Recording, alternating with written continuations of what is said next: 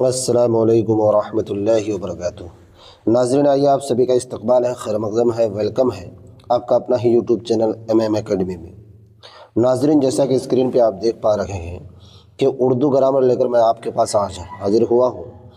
یہ اردو قواعد، اردو گرامر صرف کلاس 10 کے لیے نہیں ہوتا ہے، یہ آپ شروعاتی دور سے لے کر چاہے آپ گریجویشن تک چلے جائیں، PG وغیرہ تک چلے جائیں، ہر جگہ اردو قواعد کی ضرورت پڑتی رہتی ہے۔ بہرحال میں نے اسپیشل اس میں کلاس 10 لکھ رکھا ہے، لیکن آپ کسی بھی کلاس کے لیے اس کو یوز کر سکتے ہیں، کسی بھی کمپٹیشن ایگزام کے لیے آپ اس کو استعمال کر سکتے ہیں۔ بہرحال شروع کرتے ہیں۔ شروع کرنے سے پہلے ایک بار میں آپ سبھی حضرات سے پھر درخواست کرتا ہوں کہ اگر آپ ابھی بھی میرے یوٹیوب چینل کو سبسکرائب نہیں کیے ہیں تو پلیز ایک بار سبسکرائب ضرور کر لیجئے اور لائک اینڈ شیئر ضرور کیجئے۔ جیسا کہ آپ دیکھ پا رہے ہیں کہ بناوٹ یا ساخت کے لحاظ سے اسم کی قسمیں، بناوٹ یا ساخت کے لحاظ سے اسم کی کتنی قسمیں ہیں؟ اسم کی کتنی قسمیں یہ دیش بنا سکتے ہیں؟ کتنی قسمیں ہیں؟ مطلب اس میں یہ ہے کہ ہم لوگ بناوٹ یا ساخت کے لحاظ سے اسم کے بارے میں پڑھیں گے، اس کی اقسام اور اس کی تعریفات وغیرہ ساری چیز اس ویڈیو کے اندر آنے والی ہے۔ اس لیے میں آپ سبھی حضرات سے درخواست کرتا ہوں کہ بالکل ویڈیو کو اسکپ نہیں کیجیے گا، کیونکہ اسی سے آپ کا کلاس 10 اور 12 میں خاص طور پر آبجیکٹو میں پوچھا جاتا ہے بناوٹ یا ساخت کے لحاظ سے اسم کی کتنی قسمیں ہیں اور ان کی تعریفات کیا ہیں۔ پھر کچھ الفاظ آپ کو دے دیں گے MCQ میں جو آپ کو پہچاننا پڑے گا، آبجیکٹو میں دے دیا جائے گا۔ لکھنا آپ کو یہ بتانا پڑے گا، لکھنا مصدر ہے، جامد ہے، مشتق ہے، کیا ہے۔ تو آپ ویڈیو میں بالکل بنے رہیے۔ جیسا کہ آپ دیکھ رہے ہیں اسم کی اقسام، کس کے اعتبار سے؟ بناوٹ یا ساخت کے لحاظ سے اسم کی 3 قسمیں ہیں، یہ یاد رکھنا ہے۔ زبانی طور پر بھی صرف تعداد یاد بھی رکھ سکتے ہیں اور اس کا ڈیٹیل تو یاد رکھنا ہی ہے کہ بناوٹ یا ساخت کے لحاظ سے اسم کی کتنی قسمیں ہیں؟ 3 قسمیں ہیں، جامد، مصدر، مشتق۔ اسم جامد، اسم مصدر، اسم مشتق ہر حال میں آپ کو یاد ہونا چاہیے۔ جو ہی سوال آ جائے بناوٹ یا ساخت کے لحاظ سے اسم کی کتنی قسمیں ہیں تو آپ بولیں گے کہ 3 قسمیں ہیں۔ کیا کیا ہیں؟ تو اسم جامد، اسم مصدر، اسم مشتق، ورنہ شارٹ میں آپ کو جامد مصدر مشتق اس انداز میں بھی آپ یاد رکھ سکتے ہیں۔ یہ آبجیکٹو سوال میں ہے، یہ معروضی سوالات میں پوچھا جائے گا کہ بناوٹ یا ساخت کے لحاظ سے اسم کی کتنے قسمیں ہیں؟ 3، 4، 5، 6، تو آپ اس میں 3 میں آپ کو جواب دینا ہے، صحیح آپشن میں ٹک لگانا ہے۔ اب دیکھیے پہلی قسم کیا ہے؟ اسم جامد۔ پہلی قسم کیا ہے؟ اسم جامد۔ اب اسم جامد کی تعریف بتایا گیا کہ اسم جامد وہ اسم ہے جو نہ کسی کلمہ سے نکلا ہو اور نہ اس سے کوئی دوسرا کلمہ نکلے۔ بالکل بہت آسان، اسم جامد وہ اسم ہے جو نہ کسی کلمہ سے نکلا ہو اور نہ اس سے کوئی دوسرا کلمہ نکلے۔ مثال کے طور پر دیکھ لیں، درخت، پھول، باغ، کتاب، کرسی، پہاڑ، یہ نہ کسی کلمہ سے بنا ہے اور نہ اس سے کوئی کلمہ بن سکتا ہے، تو اس طرح کے الفاظ جو ہیں یہ اسم جامد میں ہوگا۔ کیا ہوگا بھائی؟ اسم جامد ہوگا۔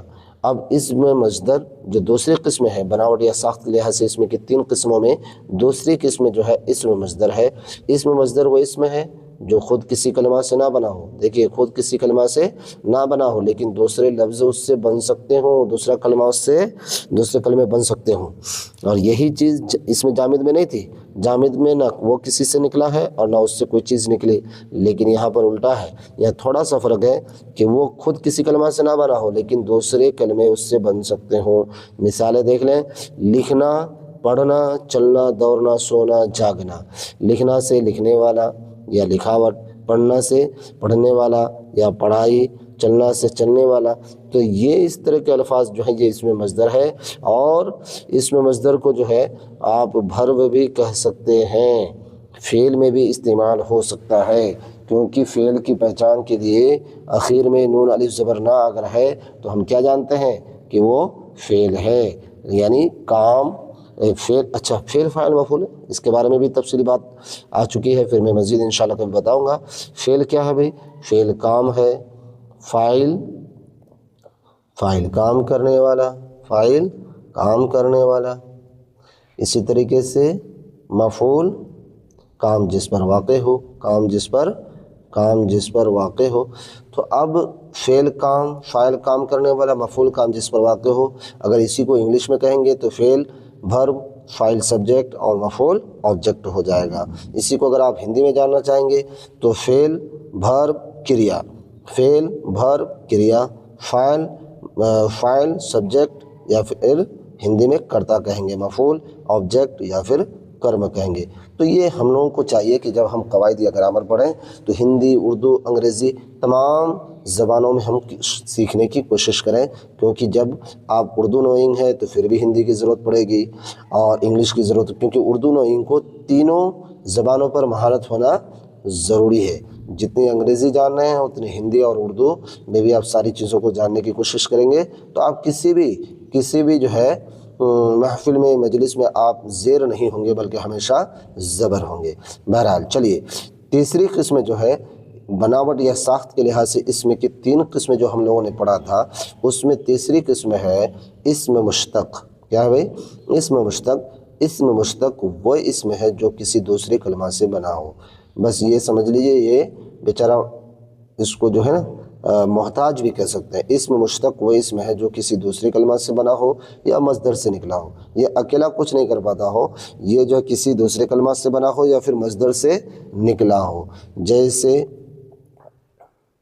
اب یہاں دیکھ لیں، جیسے پڑھنے والا، یہ کس سے نکلا؟ مصدر سے۔ پڑھنا سے نکلا پڑھنے والا، لکھنا سے نکلا لکھنے والا۔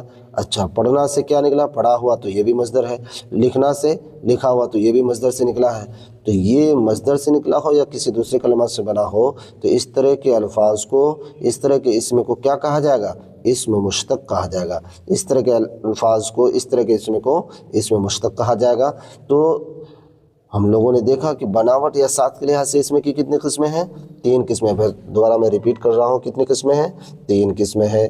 نمبر 1 جامد، نمبر 2 مصدر اور نمبر 3 مشتق۔ کیا ہے بھائی؟ مشتق۔ اسم جامد، اسم مصدر، اسم مشتق، اور تینوں کی ہم لوگوں نے تعریف، یہ نہ خود کسی کلمہ سے نکلا اور نہ اس سے کوئی کلمہ نکلے، یہ خود کسی کلمہ سے نہ نکلا ہو لیکن اس سے دوسرے کلمہ بن سکے، اور اسم مشتق جو ہے نہ وہ نہ خود کسی کلمہ سے نکلا ہو یا پھر وہ دوسرے یا کسی مصدر سے بنا ہو، یعنی کسی دوسرے کلمہ سے بنا ہو یا نہیں تو مصدر سے نکلا ہو۔ اسم مصدر جو ہے بیچارہ محتاج ہے کہ چاہے تو وہ کسی دوسرے کلمہ سے بنا ہوگا یا کسی مصدر سے نکلا ہوگا۔ تو ناظرین، جیسا کہ آپ نے دیکھا، ہم نے بناوٹ یا ساخت کے لحاظ سے اسم کی قسموں کو بیان کیا، جامد، مصدر، مشتق، تمام کی تفصیلات آئی۔ بہت شارٹ میں یہ ویڈیو میں بنا کر آپ کو اس لیے دے رہا ہوں تاکہ آپ کے کمپٹیشن ایگزام میں کلاس 10th 12 میں قواعد کی دنیا میں اگر آپ کو آبجیکٹو میں، سبجیکٹو میں پوچھا جائے تو یہ تمام تر سوالات آپ کے کارآمد ثابت ہوں۔ ملتے ہیں اگلے ویڈیو میں۔ پھر میں آپ سے ایک بار آخر میں یہی درخواست کرنا چاہوں گا کہ اگر ابھی بھی میرے یوٹیوب چینل کو سبسکرائب نہیں کیے تو پلیز ایک بار سبسکرائب اور لائک اینڈ شیئر ضرور کر لیجئے۔ خدا حافظ۔